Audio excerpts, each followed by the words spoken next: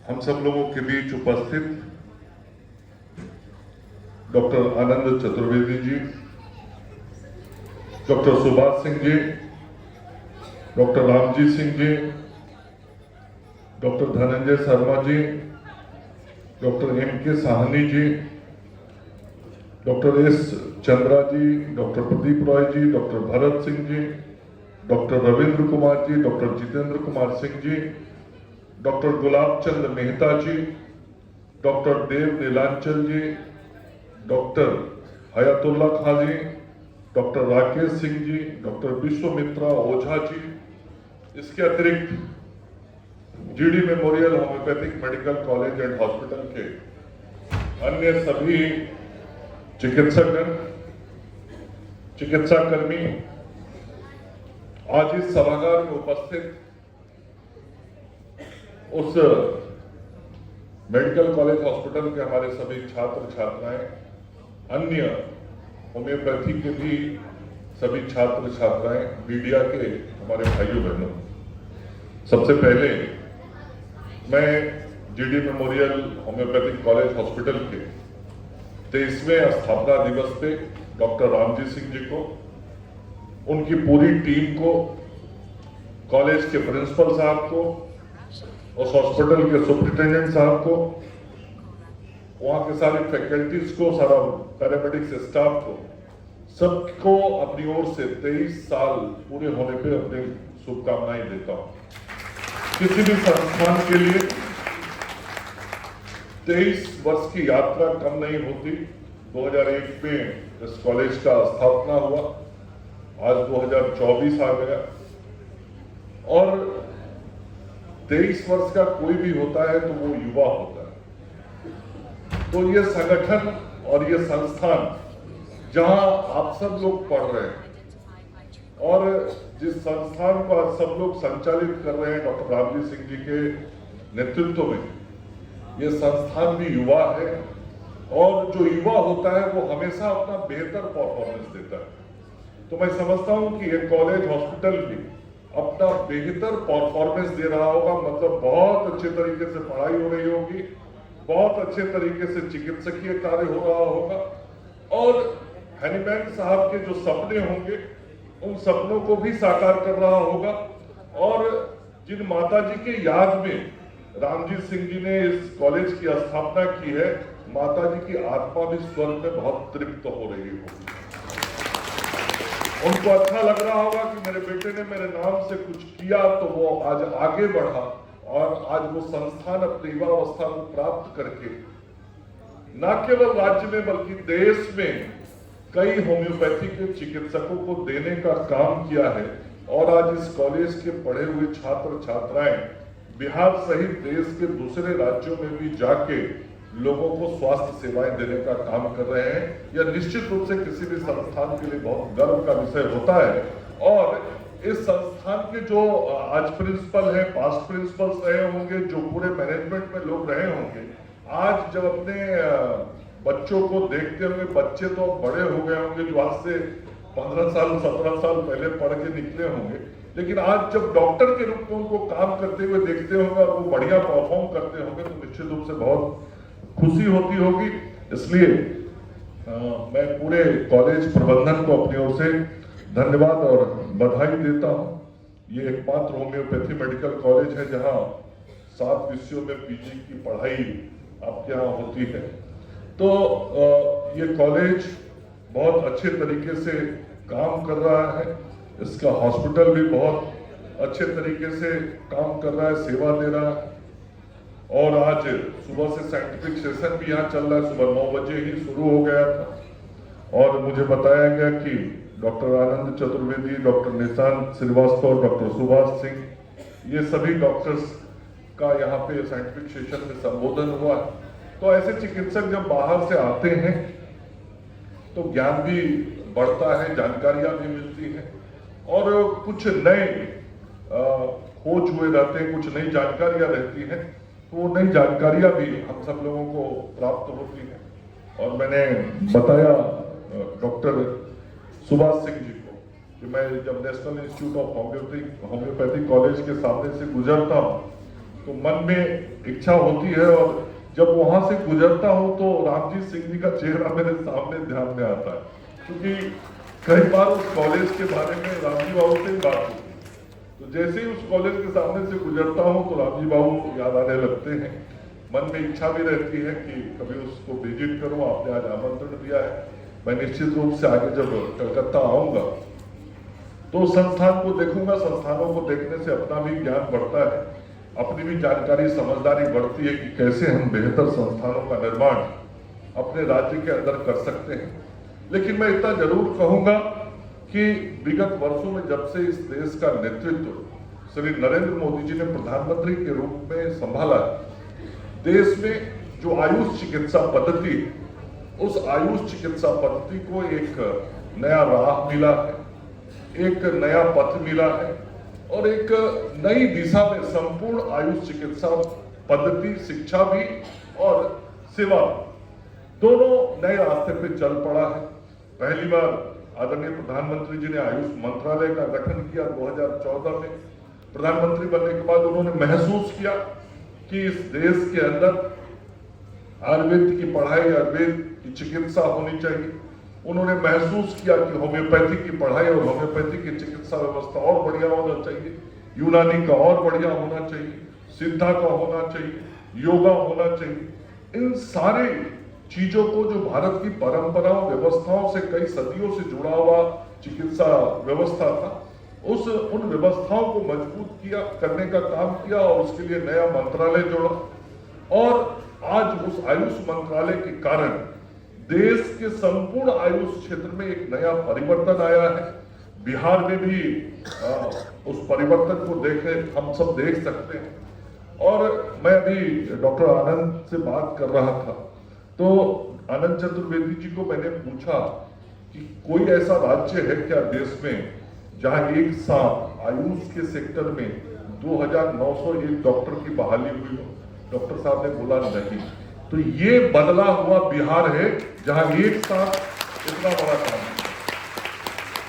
फिर मेरा दूसरा प्रश्न है कि अभी इसी साल 2901 डॉक्टर की नियुक्ति हुई और फिर 2600 से अधिक डॉक्टर की नियुक्ति हो रही है। ऐसा भी करने वाला बिहार इकलौता राज्य है। ये किसी राज्य में ऐसा नहीं हो रहा है। इसका मतलब बहुत हमारा सोच साफ है।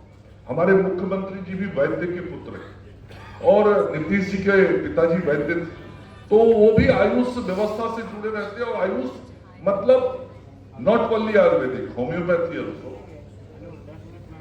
तो यूनानी अल्सो। तो ये सब जो मिलके ये सेवा, ये शिक्षा है, इसको हम कैसे बेहतर कर सके, इस दिशा में हम लगातार काम करेंगे। नियुक्तियों का मतलब क्या है? नियुक्तियों का मतलब है कि जो विभिन्न संस्थानों में पढ़ने वाले हमारे छात्र हैं, उनको एक कॉन्फिडेंस पैदा हो कि हम भी गवर्नमेंट सिस्टम में डॉक्टर बन सकते हैं और सरकार उन संभावनाओं पे पूरी तरीके से काम कर रही है। वो नियोजन की व्यवस्था हमको दे रही है। एक विश्वास पैदा होता है पढ़ने वाले लड़कों के मन के अंदर। और बिहार शायद इस मामले में भी इकलौता होगा। ठीक है, आपके सुझाव का मैं स्वागत, अभिनंदन करता हूं कि एक के बदला ज्यादा कॉलेज हमारे बिहार में हो, ये हमारे लिए अच्छी बात होगी। ऐसे प्राइवेट सेक्टर में कई होम्योपैथी कॉलेज काम कर रहे हैं, लेकिन इकलौता यदि मुजफ्फरपुर में होम्योपैथी कॉलेज हमारा था तो वो पहले बड़ा जीर्ण शीर्ण स्थिति में थी। लेकिन आज जब ये नरेंद्र मोदी और नीतीश कुमार जी की सरकार काम कर रही है, आज उस मुजफ्फरपुर से यदि कोई आया हो या कभी गया हो इधर के दिनों में, कुछ महीनों, उस कॉलेज की पूरी तकदीर बदल रही है। और 121 करोड़ रुपया लगा के एक मेडिकल कॉलेज, एक होम्योपैथिक कॉलेज बन रहा है।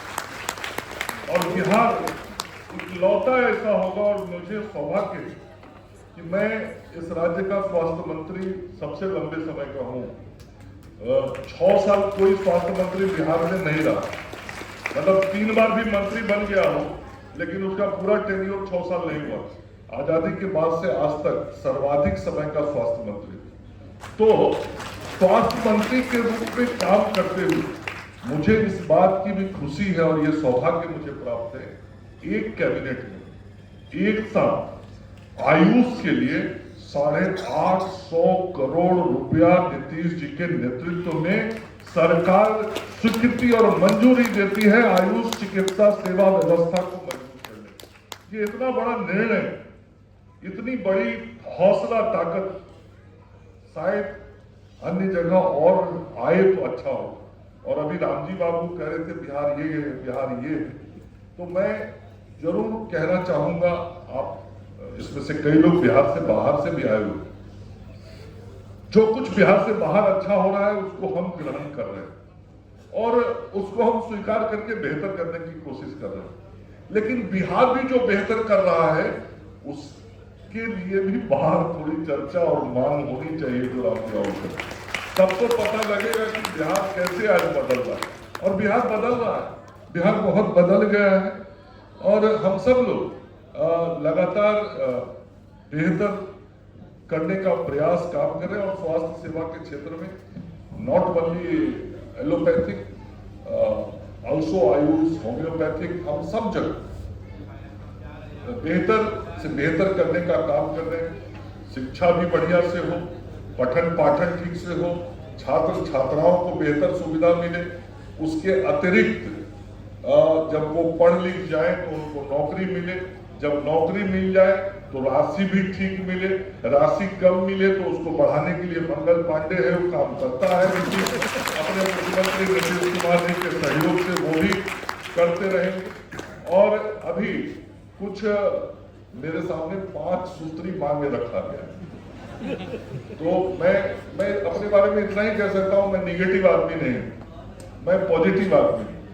और 6 वर्षों के मेरे कार्यकाल में कोई ये नहीं कह सकता है मैंने कभी कोई नेगेटिव अप्रोच लिया हो किसी का, तो ऑलवेज पॉजिटिव रहता हूं।